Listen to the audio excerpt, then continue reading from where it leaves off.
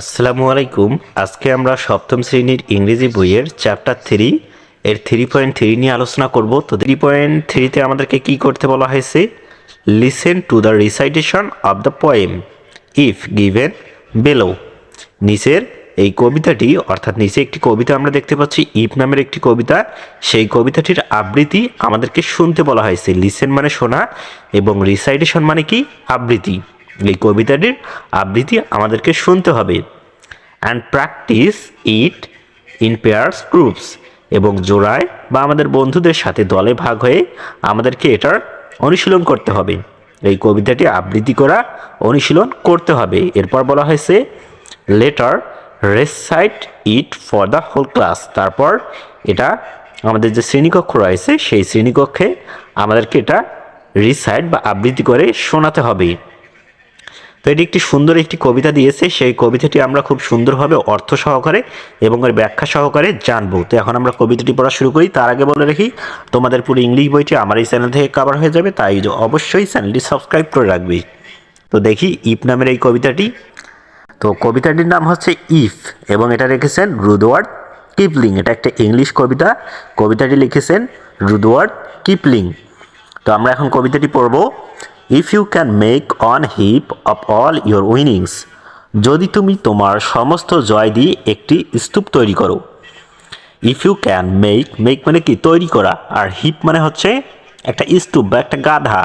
Of all your winnings, তোমার জীবনের সমস্ত বিজয় বা অর্জন দিয়ে, তুমি সারা জীবনে যেগুলো অর্জন করেছো সেগুলো দিয়ে যদি একটা স্তূপ তৈরি করো, সেটাই এখানে বলা হয়েছে। মেক মানে তৈরি করা।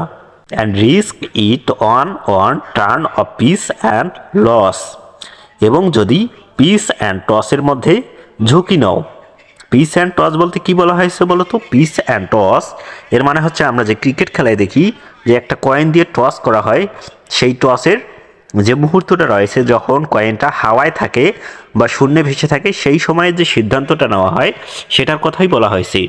যে যদি তুমি সেই সময়ে একটা সিদ্ধান্ত নাও, পিস অ্যান্ড টসের সেই যে সময়টা রয়েছে সেই সময়ে যদি সিদ্ধান্ত নাও বা ঝুঁকি নাও, অর্থাৎ এই তোমার জীবনের যে সমস্ত অর্জনগুলো রয়েছে সেগুলো একত্রে করার পর তুমি যদি একটা ঝুঁকি নাও। পিস অ্যান্ড টস, আমরা যখন টস করার যদি হেড অ্যান্ড টেল আমরা যেটাই করে নিই না কেন, সেটাতে কিন্তু একটা ঝুঁকি থাকেই, 50-50 চান্স থাকেই। যদি তুমি সেই ঝুঁকিটা নাও, তারপর দেখি কি বলা হয়েছে, and lose and start again at your beginnings, এবং হেরে যাও এবং আবার নতুন করে শুরু করো। অর্থাৎ এই তোমার জীবনের সমস্ত যে অর্জনগুলো রয়েছে সেগুলো তুমি একত্রে করার পর কি করলে? একটা ঝুঁকি নিলে, এবং ঝুঁকিতে কি করলে? তুমি একটা রিস্ক নিলে, সেই রিস্ককে তুমি হেরে গেলে। অ্যান্ড লস, এবং হেরে গেলে। And start again at your beginnings, এবং আবার নতুন করে শুরু করলে। অর্থাৎ এখানে আসলে যেটা বোঝাতে চেয়েছে, তুমি তোমার জীবনের সমস্তগুলো এক করলে এবং এক করার পর তুমি একটি ঝুঁকি নিলে বা এমন একটি কাজ করলে যেখানে তুমি ধরো তুমি হেরে গেলে। হেরে যাওয়ার পর কি হবে? তুমি ভেঙে পড়বে। তোমার জীবনের সমস্ত সব কিছু শেষ হয়ে গেল, তুমি শূন্য হয়ে গেল, তুমি জীবন যুদ্ধে হেরে গেল। তাহলে কি হবে তোমার? তুমি কি এখন ভেঙে পড়বে? তুমি আর কিছু করার চেষ্টা করবে না? না, এখানে বলতেছে and start again at your beginnings, এবং আবার শূন্য থেকে শুরু করার কথা বলা হয়েছে এই কবিতায়। And never breathe a word about your loss, আর হারের কথা যদি চেপে না রাখো। ব্রিথ এ ওয়ার্ড মানে চেপে রাখা বা ঢেকে রাখা। ব্রিথ মানে যদিও শ্বাস নেওয়া, কিন্তু এখানে যেটা বোঝিয়েছে and never breathe a word about your loss, এবং তুমি যে হেরে গেলে, অর্থাৎ সমস্ত জীবনে সব কিছু একত্রে করার পর হেরে গেলে, সেই হারের কথাটা তুমি তোমার মনে রাখলে না। অর্থাৎ আমি হেরে গেছি এটাই সবসময় যদি আমি ভাবি, তাহলে কিন্তু আমি আর নতুন করে শুরু করতে পারবে না। সেটাই বলা হয়েছে। যদি তুমি এটা ঢেকে না রাখো, তোমার মনের মধ্যে না রাখো, তুমি হেরে গেলে কোনো সমস্যা নেই, তুমি আবার নতুন করে শুরু করো, সেটার কথাই এখানে বলা হয়েছে। এরপর আমরা দেখি, if you can force your heart and nerve and sinew, যদি তোমার হৃদয়, স্নায়ু এবং পেশিকে, তোমার যে শরীরের যে হৃদয় রয়েছে, তোমার যে স্নায়ু রয়েছে এবং তোমার যদি পেশিকে তুমি তোমার নিয়ন্ত্রণ করতে পারো বা নতুন করে শুরু করার কাজে লাগাতে পারো বা জোর করতে পারো, সেটাই এখানে বলা হয়েছে। If you can force your heart and nerve and sinew, যদি তুমি তোমার হৃদয়, স্নায়ু এবং সিনিউ মানে হচ্ছে পেশি এবং নার্ভ মানে হচ্ছে স্নায়ু, হার্ট মানে আমরা জানি হৃদয়। এগুলোকে যদি তুমি নিয়ন্ত্রণ করতে পারো বা ফোর্স করতে পারো, আবার নতুন করে শুরু করার জন্য তুমি জোর দিতে পারো, সেটার কথাই এখানে বলা হয়েছে।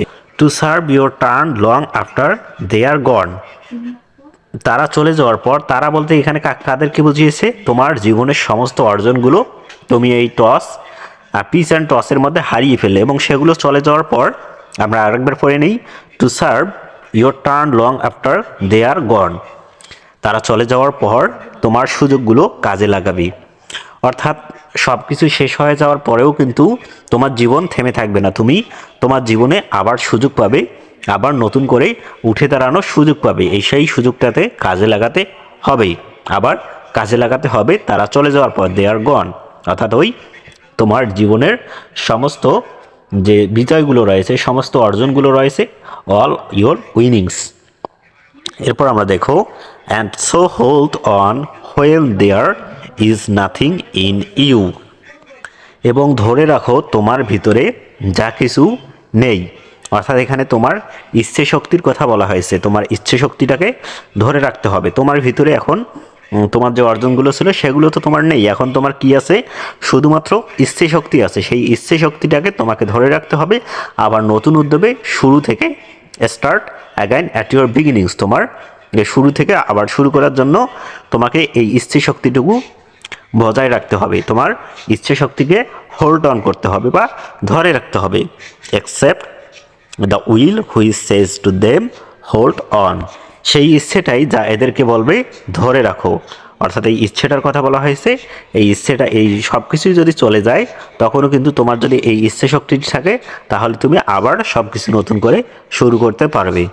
তো এই কবিতা কিন্তু এখানে সংক্ষেপে দেওয়া রয়েছে। কবিতার অনেক বড় একটি কবিতা, যেটা রুদ্রনাথ কিপলিং লিখেছিলেন, অনেক বিখ্যাত একটি কবিতা। এটা দ্বারা আমাদেরকে যেটা বুঝিয়েছে সেটা হচ্ছে যে আমাদের জীবনের সব কিছু অর্জন যদি চলেও যায়, আমরা যদি ব্যর্থ হই, তারপরেও কিন্তু আমাদেরকে থেমে থাকা যাবে না। যে আমরা ব্যর্থ হলাম, সেই ব্যর্থতা নিয়ে আমাদেরকে পড়ে থাকা যাবে না। আমাদেরকে আবার নতুন করে নতুন উদ্যমে শুরু করতে হবে। সেটাই এখানে বলা হয়েছে। আমাদের যে হৃদয়, আমাদের স্নায়ু, আমাদের পেশি, এগুলোকে আবার নতুন করে নতুন উদ্যমে শুরু করার জন্য নিয়ন্ত্রণ করতে হবে বা ফোর্স করতে হবে। আমাদের যে পরবর্তীতে আমাদের হেরে যাওয়ার পরেও যে আবার সুযোগ আসবে, সেই সুযোগগুলো আমাদেরকে কাজে লাগাতে হবে এবং আমাদের হারটা আমাদের মনের মধ্যে রাখা যাবে না। আমাদেরকে সবসময় নতুনভাবে শুরু করার জন্য তৈরি থাকতে হবে। এই কবিতাটি দ্বারা আমরা মূলত এটাই বুঝি। তোমরা বুঝতে পেরেছো কিনা সেটা অবশ্যই কমেন্টে জানিয়ে দাও। আজকের ক্লাসটি এই পর্যন্ত। পরবর্তীতে আমরা 3.4 নিয়ে আলোচনা করব। সেই ক্লাসটিও আমার এই চ্যানেলে পেয়ে যাবে। অবশ্যই চ্যানেলটি সাবস্ক্রাইব করে রাখবে। ধন্যবাদ।